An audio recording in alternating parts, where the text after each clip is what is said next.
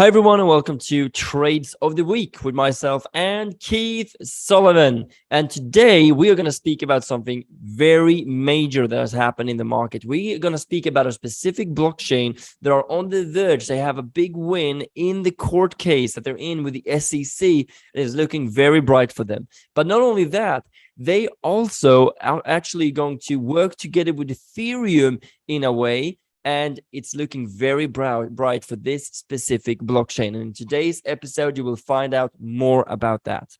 Now, before we start, there is something I do want to mention to you. And that is this, that we have our I Am Insider, our exclusive Facebook group where you will get not only the crypto of the week, but the stock of the week and also a market update to see exactly what's going on in the market. So you are always on the inside together with us. So make sure you sign up free today by pressing the link below and join our exclusive Facebook group, the I Am Insider. So with that being said, let's jump into it.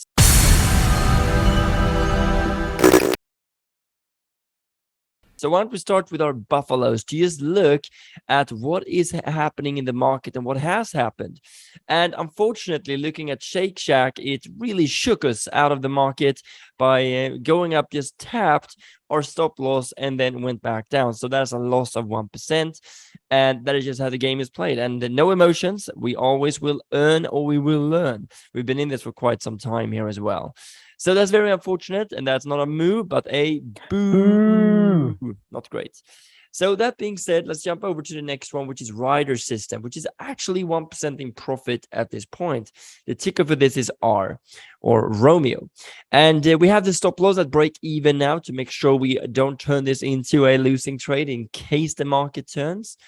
And the next one is Hess. Hess also broke to the upside, unfortunately, triggered us in, went up, took us out with a 1% loss. So that's a 2% loss this week, but no emotions involved, Keith.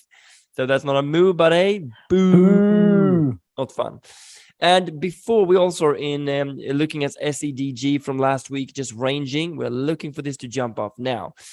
But now one thing to consider here is we are getting into an earnings period for many companies, which we're going to dive into a bit more now with Keith.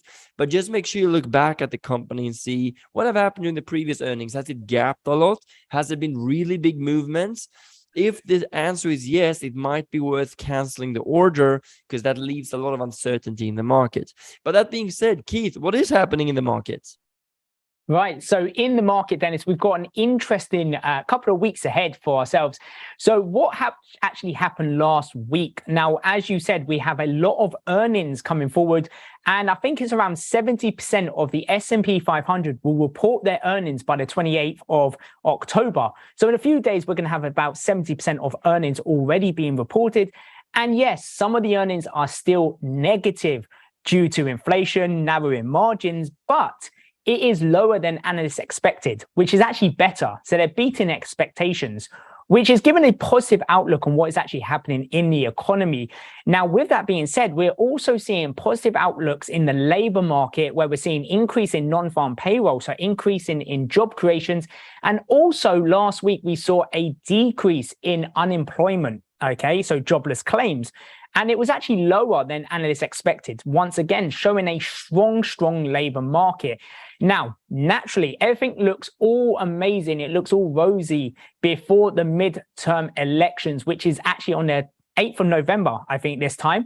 So on the 8th of November, we've got the midterm elections. So what they're trying to do is make all the economy look rosy so they can get in the votes.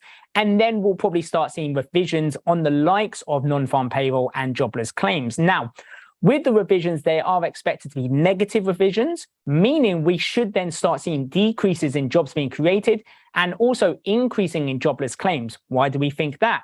There are 2 points to this. Number one, the CEO confidence and the small businesses have both seen a sharp decrease in their outlook for the next year, okay, in regards to the economy. Now, yeah, I know what you're saying, but Keith, that's all well and good. What do I do with this information? It's given us a leading indication that potentially we're now going to start seeing freezing on hiring, which a lot of small businesses are beginning to do. So they're not hiring as many people, meaning decreases in job creation. And then we might see a couple of layoffs that are coming into play. And one of the biggest news is obviously we heard about Elon Musk, who actually has been forced to take over Twitter. And that should be done by the acquisition by this Friday, I believe. But he's also stated that he's going to look at cutting around 70%, I think, of jobs in Twitter, okay, to narrow the margins here. So a lot of bigger companies have done the freeze, so they're not hiring, and now they're probably going to start looking at layoffs the longer term we stay in this recession. And that is a indication of a recessionary environment. We naturally see weakening labor markets. So that could also cause two things. Number one, labor market is strong, so the Federal Reserve can still be very bullish and hawkish on the increase of interest rates. And 2nd and 3rd of November, we have the next FOMC meeting, which is going to probably give us around a 75 basis point hike. And then we may see a potential pivot if we're starting to see a decrease in labor. Okay, so if we're seeing labor markets start to weaken, we then may see the Fed being forced to pivot and decrease how high they're increasing the interest rates. So that could be a good point for the Fed and also the stock market itself. So overall, we're seeing really good outlooks in regards to labor. Fed is still then going to be increasing interest rates. So naturally, what we're going to start seeing in the market over the next few weeks is probably an increase in price. Historically, we see that during midterms, stock markets rally up a tiny bit.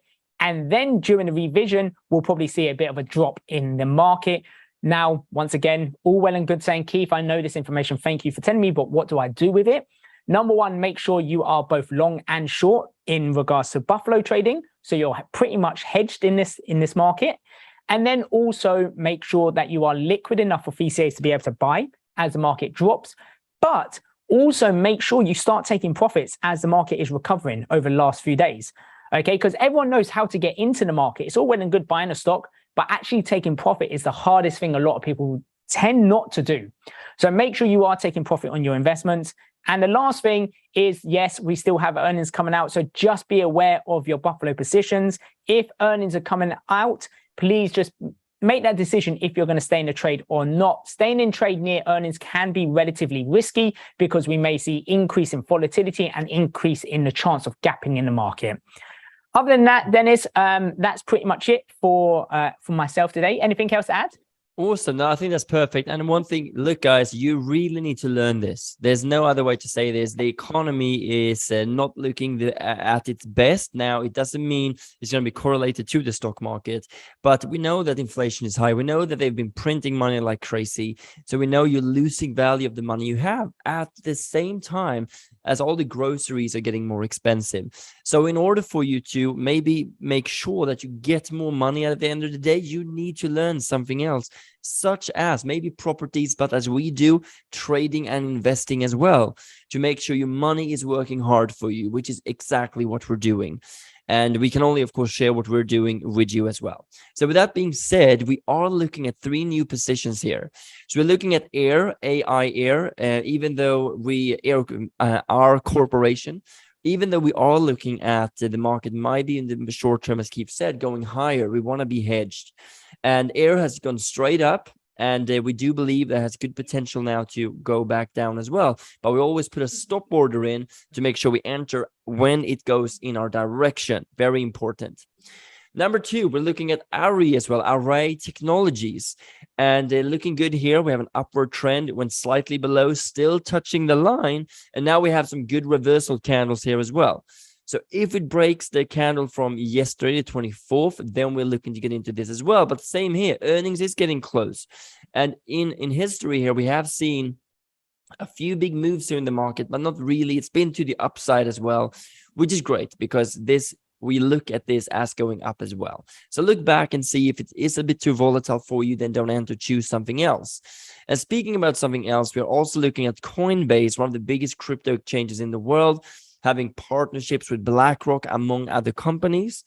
And with this, we all do want to put the stop loss a little bit below here, the level of support that's been created here, the 23rd of September, just to make sure if it does go against us, because it hasn't been below here for a long time. So probabilities are higher that we will succeed. And a good 3-to-1 on this, and it's fallen really a lot in the past. And with everything they're doing now, we think it has a really good upward bias as well. Now, with that being said, speaking about being hedged as well, and make sure you don't only get income, but also make sure you invest into different assets, I do want to jump over to cryptos as well. And one thing we are seeing is, yes, it's been going horizontal for so long now. It's I think one of the longest periods in a long time. It just hasn't really moved. It's just been in the range of 20,000 to 18,500 for since the 20th of September. So for over a month, it hasn't really moved much. So we are getting close to a big move in the market. Might be up, might be down. We will see. And it does depend as well. If we are going to go up with the stock market in the short term, then cryptos might follow that market as well. So we'll see. So we'll keep our eyes open here. But looking at a bigger picture, if you look at the weekly candles, when every single one of these represents 1 week, we believe now is absolutely one of the best times to start learning, start getting involved in cryptos. It's down 70%. This is only Bitcoin, with other assets such as Solana being down roughly 90%. And that is the case for a lot of them. I remember this back in 2017. And now is the time to start investing. And you say, well, it's too risky. What happens if it goes down more? Well, if you invest $500 or $100, all you can ever lose is $100. But what if it goes back up again? So the upside is so much bigger than the potential downside in this case. But you do need to use a strategy for this. So what is happening in the market here then? So yes, you can look over your portfolio. We look at the bigger ones now to get in at good prices with the such as Solana, Bitcoin, Ethereum, and the bigger ones. And one that I really want to highlight today is XRP, that actually has gone against the norm a little bit, been moving up here, and now is consolidating a bit. Now, even so, from the high here, you can see we're still down roughly 70% from the high. So if you do your research and you really like this project, you have a good opportunity to start averaging into XRP as well, getting in at a better price than we have. And what is going on with XRP? Well, they actually won. I'm just going to keep that short, but they won a part of the big, or they have a big court case against the SEC, right? That you probably heard of. And now they've won pieces of that, and they're looking very bright for them to be winning this case, actually, which is very exciting. But there's just one piece of the news. They're actually going to collaborate together with the Ethereum as well. They're actually testing a side chain that will allow Ethereum-based smart contracts to XRP, actually, to support the cross-border payments as well. So they're connecting the networks together and working together, which in the crypto world is called interoperability. And they work in cross-chain to really support each other, which I think is big news for XRP, which would really help and spur the development of XRP as well. So that's really the big piece of news. And another piece I do want to mention with you is that FTX, one of the biggest exchanges as well, they've been acquiring like crazy throughout the bear market. And they are being down currently roughly 72-75%. We're in this quite a few times already. But they were actually hacked of 6 million, since some of their API keys, just keys that connects information to the exchange, to the user, they were hacked and 6 millions were lost. But being one of the biggest exchanges, they're compensating those losses to their clients. That is the reason to not use any shady exchanges, but instead to use the biggest ones, such as Binance, such as Coinbase, such as FTX as well.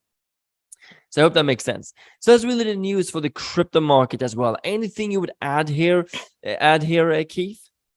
Yeah, so the only really thing that I would add in this sense is, obviously everyone knows XRP, one of my favorite coins, but they had a major win during the SEC case where they've now been given the details to Hinman's statements during, I think it's 2018, around Ethereum and Bitcoin, and why these cryptos were not classed as a security.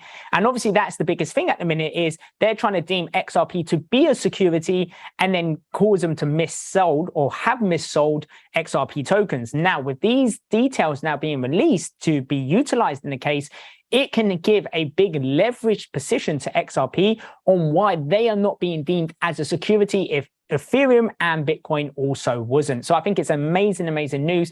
And then also the side chain or cross chain with the EVM. So with Ethereum, this could also help increase what XRP is doing in regards to cross-bridge payments. There we go. And it's also going to help develop in regards to the DeFi sector as well, because a lot of DeFi tokens are ERC20, meaning they're built on Ethereum blockchain. So for that, it is looking bright for XRP. And now that we're seeing some level of consolidation in regards to Bitcoin, that is showing us that potentially we may now have been bottoming out in regards to Bitcoin's drop and could see a break. Okay, on the upside. Now that just comes if we start seeing a break of the downwards trending resistance that we have seen Bitcoin being stuck between as well.